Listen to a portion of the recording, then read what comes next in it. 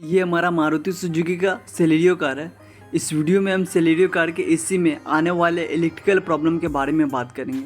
अगर आपके गाड़ी में भी एसी में गैस होने का बावजूद भी एसी कंप्रेसर ऑन नहीं होता है तो इस तरह के प्रॉब्लम को आप कैसे डायग्नोज कर सकते हैं, कैसे चेक कर सकते हैं, इस बारे में हम इस वीडियो में बात करेंगे। सबसे पहले दोस्तों हमको गाड़ी को स्टार्ट करके हमें कंप्रेसर में ये देखना है कि हमारा कंप्रेसर का जो क्लच है वो बेल्ट के साथ घूम रहे हैं नहीं। तो ये हमारा एसी कंप्रेसर है। इसमें आप जो साइड में देख सकते हैं दोस्तों हमारा एसी कंप्रेसर का क्लच है। तो आप जो देख सकते हैं जो सबसे लास्ट में दोस्तों वो हमारा एसी कंप्रेसर है और ऊपर वाला वो हमारा जस्ट एक पुली है, एडजस्टिंग पुली, और जो नीचे में जिसमें हमारा पाइप टाइट है वो हमारा एसी कंप्रेसर है। तो जब हम एसी को स्टार्ट करेंगे तो वो क्लच हमारा कंप्रेसर का साथ घूरना चाहिए। अगर ये नहीं घूरता है तो आपका गाड़ी में कुछ इलेक्ट्रिकल प्रॉब्लम हो सकता है। तो अगर आपके गाड़ी में इस तरह का इशू आता है कि आपका गाड़ी में गैस होने का बावजूद भी ये क्लच काम नहीं करता, क्लच एक जगह रुका रहता है, तो उस प्रॉब्लम को आप कैसे चेक कर सकते हैं हम इस वीडियो के आगे हम बात करेंगे। सबसे पहले दोस्तों हमारे कंप्रेसर में जो वायर जाता है उस वायर को आपको खोल लेना है। ये जैक को हमें खोल लेना है और इसमें हमें करंट चेक करना है कि हमारा जो मेन करंट आ रहा है या नहीं। मेन करंट चेक करने के लिए हमें एक टेस्ट लैम्प चाहिए होगा दोस्तों। ये हमारा टेस्ट लैम्प है। अभी इस टेस्ट लैम्प के एक एंड को हम बैटरी के अर्थ में कनेक्ट कर देते हैं। तो पहले हम टेस्ट लैम्प के एक एंड को बैटरी के अर्थ में कनेक्ट करके टेस्ट लैम्प को चेक कर लेते हैं कि हमारे टेस्ट लैम्प ठीक ठाक काम कर रहे हैं। तो अब देख सकते हैं हमारा टेस्ट लैम्प बिल्कुल परफेक्ट काम कर रहा है। इसके बाद हम हमारा जो कंप्रेसर का जो जैक मैंने खोला था उसमें हम वो मेन करंट चेक करेंगे कि हमारा इस पिन में हमारा मेन करंट आ रहे हैं नहीं। तो मैंने पिन में टच कर दिया। उसके बाद गाड़ी को हमें स्टार्ट करके एसी को ऑन करना है। गाड़ी को स्टार्ट करके एसी ऑन करेंगे। अगर हमारा गाड़ी की एसी में कोई भी इलेक्ट्रिकल प्रॉब्लम नहीं हुआ उस कंडीशन में हमारा ये बल्ब जलने लगेगा। तो एक इनको मैंने बैटरी का इसमें कनेक्ट कर दिया। अब जैसे हम गाड़ी को स्टार्ट करके एसी को ऑन करते हैं उस कंडीशन में हमारा ये बल्ब जलने लगता है। जैसे कि आप देख सकते हैं हमारा ये बल्ब जल रहा। तो इसका मतलब ये है कि हमारा यहाँ तक लाइन आ रहा और यहाँ तक कोई प्रॉब्लम नहीं है। अगर लाइन आने का बावजूद भी अगर कंप्रेसर ऑन नहीं होता है उस कंडीशन में हमारा कंप्रेसर का जो मैग्नेट कॉइल होता है वो मैग्नेट कॉइल ख़राब हो सकता है। अगर कंप्रेसर में लाइन आ रहा है उसके बावजूद भी अगर कंप्रेसर ऑन नहीं हो रहा उस कंडीशन में हमारा मैग्नेट कॉइल शॉर्ट हो चुका है। तो सबसे पहले हम कंप्रेसर का क्लच खोलेंगे। उसके बाद हमारा कंप्रेसर का पुली होता है। पुली दोस्तों हमारा बेल्ट के साथ जब भी हम गाड़ी स्टार्ट करते हैं तो बेल्ट का साथ ये घुरता ही रहता है। और जब एसी ऑन करते हैं तो हमारा क्लच इस मैग्नेट जो नीचे आप देख सकते हैं ये दोस्तों हमारा मैग्नेट कॉइल है और ये जब शॉर्ट हो जाता है तो हमारा एसी काम नहीं करता है। तो मैग्नेट कॉइल का शॉर्ट हो जाने से भी हमारा एसी काम करना बंद कर देता है। तो मैग्नेट कॉइल जब भी हम एसी ऑन करते हैं तो इस मैग्नेट कॉइल में मैग्नेट बनता है और क्लच हमारा पुली के साथ चिपक जाता है।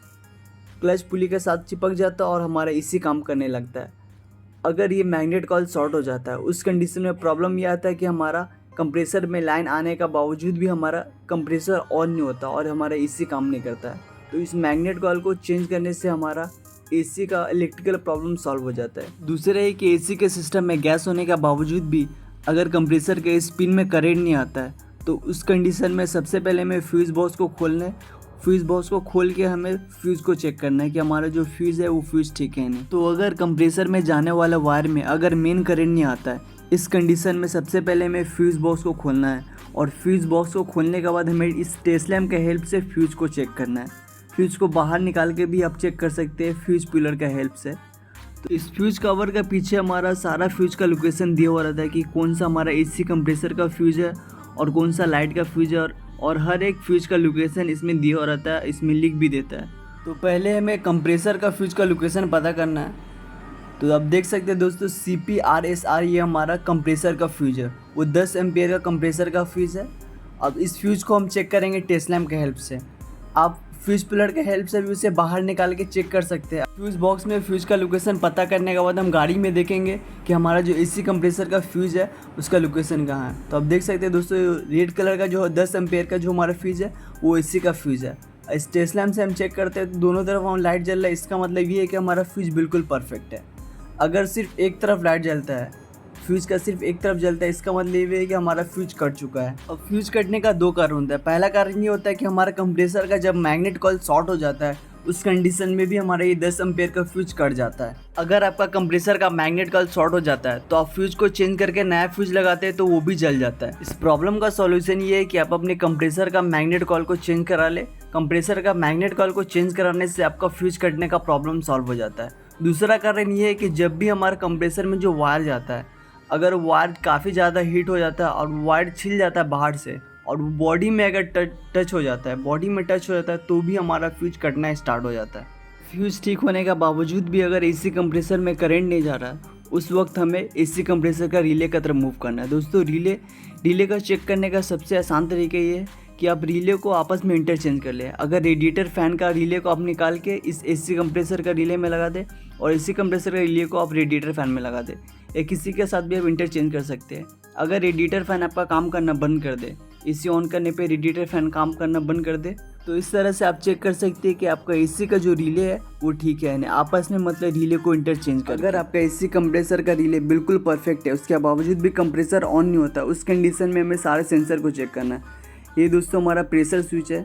ये प्रेशर स्विच हमारा गैस को प्रेशर को ईसीएम को बताता है। अगर ये सेंसर ख़राब हो जाता है या इस सेंसर का वायर कहीं से कट हो जाता है तो ये सिग्नल हमारा ईसीएम को नहीं देगा, और जब तक ये सिग्नल ईसीएम को नहीं देगा तब तक हमारा ईसीएम इसी को ऑन नहीं करेगा। आप इस सेंसर को बाईपास भी कर सकते हैं। बाईपास करने के लिए इस सेंसर का जैक को खोलना है और एक ग्लास में पानी लेकर उस जैक को थोड़ी देर के लिए डुबा के रखना है। इस तरह से आपका ये सेंसर बाईपास हो जाता है। क्योंकि ये 3 वायर वाला प्रेशर स्विच है, इसलिए इस स्विच को बाईपास करने के लिए हमें एक गिलास पानी की ज़रूरत होगी। और जो प्रेशर स्विच हमारा 2 वायर और 4 वायर का होता है, उसको बाईपास करने का तरीका अलग है। प्रेशर स्विच को चेक करने के बाद हम कूलेंट टेम्परेचर सेंसर को चेक करेंगे। दोस्तों हमारा कूलेंट टेम्परेचर सेंसर जो होता है वो हमारा इंजन के एल्बो के पास माउंट होता है। एल्बो से दोस्तों हमारा कूलेंट का डिस्ट्रीब्यूशन होता है। तो आपको कूलेंट टेम्परेचर सेंसर का वायरिंग को पहले देखना है कि उसका वायरिंग कहीं से कट वगैरह नहीं ना हुआ है। कितना केस में ऐसा होता है कि हमारा इसका वायरिंग कहीं से कट हो जाता है, उस वजह से हमारा एसी कंप्रेसर ऑन नहीं होता है। दूसरा ये है कि अगर ये सेंसर ख़राब हो जाता है और ये इंजन का टेम्परेचर का सिग्नल ईसीएम को नहीं दे पाता, उस कंडीशन में भी ईसीएम हमारा एसी कंप्रेसर को ऑन नहीं करता है। इस सेंसर को बाईपास करने के लिए आपको इस सेंसर का जैक को खोलना है और खोल के आपका इसका दोनों पिन को आपस में एक छोटे से वायर से कनेक्ट कर देना है। जैसे कि आप इस वीडियो में देख सकते हैं, इस तरह से आपको दोनों पिन को आपस में कनेक्ट कर देना है। इस तरह करने से आपका ये सेंसर बाईपास हो जाएगा। बाईपास करके भी आप ये चेक कर सकते हैं कि आपका एसी कंप्रेसर रनिंग हो रहा है या नहीं। एसी से जुड़ा तीसरा इंपॉर्टेंट सेंसर हमारा थर्मिस्टर सेंसर होता है। दोस्तों थर्मिस्टर सेंसर हमारा गाड़ी के डैशबोर्ड के अंदर जो कूलिंग कॉइल होता है, उस कूलिंग कॉइल में थर्मिस्टर सेंसर लगा होता है। अगर ये थर्मिस्टर सेंसर ख़राब हो जाता है और कूलिंग कॉइल का टेम्परेचर अगर हमारा ईसीएम को ये सेंसर नहीं बता पाता है, तो उस कंडीशन में भी हमारा ईसीएम एसी को ऑन होने नहीं देता है। तो इस थर्मिस्टर सेंसर के ख़राब होने से भी हमारा एसी काम करना बंद कर देता है। इस थर्मिस्टर सेंसर को एसी के कटअप के लिए लगाया जाता है। जैसे हमारा कूलिंग कॉइल में बहुत कम टेम्परेचर हो जाता है, कंप्रेसर अगर कंटिन्यू घूमता है, तो जैसे हमारा कूलिंग कॉइल में टेम्परेचर अगर माइनस पहुंचने वाला रहता है, उसी टाइम ये हमारा ईसीएम को बता देता है और ईसीएम फ़ौरन हमारा कंप्रेसर को बंद कर देता है। कंप्रेसर के बंद करने से हमारा कूलिंग कॉइल के अंदर टेम्परेचर थोड़ा बढ़ जाता है, और जैसे ही टेम्परेचर थोड़ा बढ़ जाता है तो वापस से ये थर्मिस्टर ईसीएम को सिग्नल देता है, वापस से हमारा कंप्रेसर ऑन हो जाता है। और जैसे फिर ज़्यादा ठंडा हो जाता है, ज़्यादा ठंडा अगर हमारा कूलिंग कॉइल हो जाता है तो वापस से सिग्नल देता है। तो ये प्रोसेस कंटिन्यूअस चालू रहता है। जैसे हमारा बर्फ़ जमने लगता है उससे पहले हमारे ये थर्मिस्टर सेंसर ईसीएम को सिग्नल देता है और कंप्रेसर को बंद कर देता है। और टेम्परेचर जैसे ही ज़्यादा हो जाता है तो वापस से हमारा ये थर्मिस्टर सेंसर ईसीएम को सिग्नल देता है, तो वापस से हमारा ईसीएम कंप्रेसर को ऑन कर देता है। तो इस तरह प्रोसेस चालू रहता है जब तक आप इसी को यूज़ करते हैं तब तक। तो ये थी दोस्तों पूरी वीडियो।